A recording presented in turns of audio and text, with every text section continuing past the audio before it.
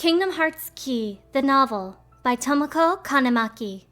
The world was pure darkness, but I was born into a radiant world enveloped in a brilliant light. From within that light, my master gazed upon me and smiled. I'm so sleepy. I can barely keep my eyes open. Maybe I can catch a few more Z's. Master, did you make this? It's so cute, said a girl I didn't know. She's wearing a fox mask. Who's she? And, the man in the black coat must be my master. Well, things are gonna get pretty hectic around here soon, but this spirit Chirithy is gonna make your lives much easier. Hopefully, he said. Oh, so that's my name, Chirithy, and I'm some kind of creature. I kind of look like a gray cat with lots of black stripes. Spirit? That's right, I'm a spirit. And now there's a boy with a mask like a leopard staring at me. You could say they're like cats or dogs, and they'll be your loyal pets. Every wielder will have one of these adorable little guys at their side. They're here to help, so play nice. Okay, replied the fox mask girl. So there's going to be more of me, but how? No sense fretting about it, I guess. I'm still so sleepy after all. Long, long ago, all the worlds were still one. One day, this would be called the Age of Fairy Tales. It all began here in Daybreak Town. The Master of Masters had an eye that gazes into the future. He bestowed upon 5 of his 6 apprentices a copy of the Book of Prophecies, in which was written the events to come. The reliable Ira, who wore the mask of the unicorn, was given his role to take over for the Master and to lead the others. Similarly, the virtuous Envy, who wore the mask of the snake, was given her role to watch over the others with a fair eye. The fearless Ased, who wore the mask of the bear, was given his role to support their brand new leader, Ira. The prudent Ava, who wore the mask of the fox, was given her role to prepare exceptional Keyblade wielders for the world after. The cool-headed Gula, who wore the mask of the leopard, was given his role to uncover the mystery of the Book of Prophecies. All 5 of them were entrusted with their own copy of the book. Lushu, the first of the apprentices to be given his role, watched his companions from afar as they learned what it was they were meant to do, and then he disappeared. Not long after that, the master vanished, dimmed, faded without a trace. This is where your story began, the story of your very own adventure. Chapter 1. What kind of power flows within your heart? Your story will now begin. The heart that guides you, what form does it take? When the light enfolded you, you awakened and took your first step. You found yourself in Daybreak Town, in the familiar Fountain Square. But then darkness appeared, swelling and growing into an enormous humanoid form, the Heartless known as Darkside. The Heartless were manifestations of the heart's darkness that seek to take away the hearts of others. But how could you defend yourself? Suddenly, a Keyblade appeared in your hand. Your Keyblade held the power of light, the strength to drive back the darkness. You charged ahead as if you had known all along what you were going to do. You swung your Keyblade at Darkside, but you were batted easily aside and tumbled across the stones. But as the Darkside reached for you, someone else arrived, Keyblade in hand, and knocked away the Heartless's arm. Your rescuer was the foreteller Envy, wearing a white robe and a serpent's mask. She lashed out with her Keyblade and drove the Heartless back into the darkness it had come from, then jumped in after it. I guess we all have to start somewhere. Anyway, that was when you were joined by your faithful companion, Chirithy, in other words, me. Pretty scary stuff, huh? But you get an A for effort, I said to you. You were still sitting on the ground, and you just blinked at me in surprise. You look a little confused. Here's what's going on. I came over beside you and cleared my throat. Your pursuit of light made you the perfect candidate for a Keyblade wielder. Darkness is spreading, and it's up to you to use the weapon to get rid of it, collect light, and in turn, save the world. You just stared blankly back at me. Guess that was a pretty dramatic place to start. I know it's a lot. Are you still with me? The monster that was just defeated belongs to the dark side and is called a Heartless. These Heartless scour the world searching for hearts, spreading the darkness as they go. The Keyblade is an effective weapon against them. That didn't seem to do anything for your confusion, and I was starting to get a little worried. I leaned in closer. I hope this is all sinking in. Anyway, I was assigned by a certain someone to watch over a new Keyblade wielder. You! I'm Chirithy. I'll be supporting you the whole way, teaching you everything you need to know and more. I extended a paw, and you took it. Nice to meet ya. Right now, that Keyblade is just like you. It has room to grow, and you'll need to learn to draw out its power. I know this is a lot to take in, so we'll pick this up again in a bit, okay? After I helped you get to your feet, you finally smiled. That was good enough for me. See you next time, I called, then vanished with a somersault in the air. I think it startled you a little. As you watched me go, others wielding Keyblades much like yours gathered around you, and shortly after that, the foreteller Envy returned after driving off the dark side. You've managed to tap into the power of the Keyblade, she told you quietly. Lesser Heartless won't stand a chance, but in order to defeat stronger foes, you must combine your strength with those who share your purpose and aspirations. Your friends will become your power. She was referring to the Keyblade wielders around you. Each foreteller led one of the 5 unions of Keyblade wielders, and the one you had chosen was Anguis.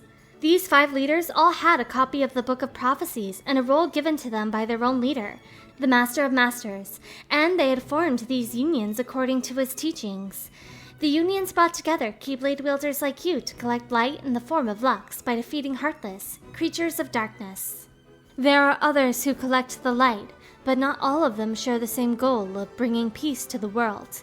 You must discover who among us walks the path of darkness. With that somewhat disconcerting bit of advice, Master Envy took her leave, and the group of Keyblade wielders began to disperse. What was this feeling stirring your chest? Hope? Anxiety? Or maybe something else? What happened? Are you okay? I appeared before you again and watched you closely, trying to see what was going on inside your heart. I know this is overwhelming, but darkness waits for no one. In fact, it's found its way to a bunch of other worlds, which need your help. I know a way to these places, I said, leading you to a brightly glimmering gateway. Okay, time for your adventure to begin. Next stop, Dwarf Woodlands. Your eyes filled with wonder as you took in this brand new world.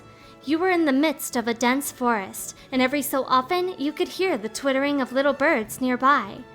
Uh-oh, we have a problem. A great light is about to be enveloped by darkness. Someone needs your help. You nodded, and we headed deeper into the dimly lit forest. Heartless came after us along the way, but you made short work of them. Not bad at all for a beginner. Aha! Over there! The Heartless are attacking her! I shouted as I spotted a girl deep within the trees. She had black hair and red lips, and her dress was red and blue. She was also surrounded by large round Heartless the color of darkest night, and you ran toward her as fast as you could. You brought your Keyblade down on one of the creatures, and it clawed back at you with one of its spindly arms. And yet, you didn't falter. You only met it with a steely gaze before you switched over to magic to finish it off. The girl was trembling, hunkered down with her eyes closed. Once you made sure she was safely behind you, you sprang into the midst of the remaining Heartless. After dealing with them, you said something to the girl. Oh dear, she murmured. I'm so afraid. It's much too dark and scary in this glade. But when she finally opened her eyes, you smiled and raised your Keyblade, sending light over the both of you. Oh, you seem so warm and made of light. Was that your heart? Tell me, please. Instead of answering, you just lowered your Keyblade and tilted your head in confusion. Yes, I'm sure it was. How sweet. Meeting you was quite a treat. Oh, how silly. I haven't introduced myself. My name is Snow White, the girl said with a cheerful smile. Snow White was someone very special. Just then, you heard the eerie sound of flapping wings from deeper within the woods. Snow White looked up in surprise. I mustn't stay. It's too dangerous for me here. Goodbye. She hurried off. That's her, all right, I said next to you. She's a precious light, one the world can't afford to lose. That's why you need to watch over her. You nodded to say you would, then hurried off after Snow White. After pushing your way through the thick underbrush, you found her surrounded by Heartless yet again. Snow White's expression turned to relief when she saw that you had come to the rescue. Oh, thank you. This forest is so scary when I'm alone. You offered to lead the frightened girl out of the forest. Oh, would you be so kind? I'd feel so much better if you would, Snow White said as she calmed down again. You made your way through the trees with the girl in tow, but the deep dark woodland seemed to go on forever. At long last, you came across a small cottage. Look, a cottage! Oh, thank you. I don't think I could have gotten here on my own. You bobbed your head in acknowledgement. This little dwelling appeared to be under the protection of some mysterious power. Oh, it's adorable, just like a doll's house. Snow White stepped inside and you followed. Tidy was not the word to describe the state it was in. There were dishes of half-eaten food scattered atop the wooden table, and clothes were strewn all over the floor, as if whoever had worn them had just taken them off and left them there.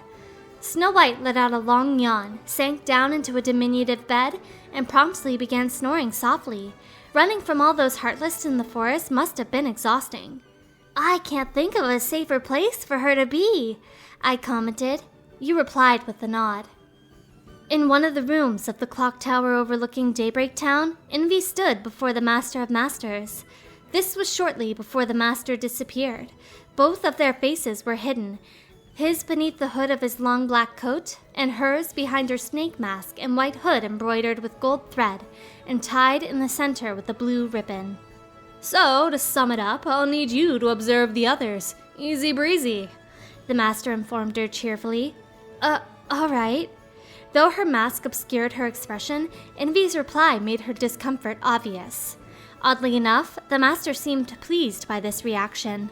Like I said, Hira may have to take over for me, but don't be shy. Just be fair, and don't be afraid to speak up. Even though I say observe, you'll need to be the mediator. Make sure people get along, he explained lightly. Envy's head was still lowered. I understand, but without you or Lushu, to form and maintain our unions is... She finally looked up. It's a little unnerving, to be honest. The Master walked up to her slowly. Oh, come on, lighten up a little. Maybe I'll never disappear. He peered into his apprentice's face. Wait, do you want me to go? Flustered, Envy shook her head vehemently. What? No, of course not. The Master chuckled. I was just kidding. I see, she murmured, hanging her head again. Look, I get that change can be hard for everyone, the Master of Masters told her. But things need to keep moving forward. His head turned just the tiniest bit, as if he was looking away. And you need to keep up, otherwise you'll just get left behind all alone. Now that you know what the future holds, Envy, what does your heart say? Envy raised her head. The Master didn't usually talk like this. Something was slightly different. May your heart be your guiding key, the Master continued. I say it all the time. You ultimately need to do what your heart feels is right. Right, Envy agreed, quiet yet firm.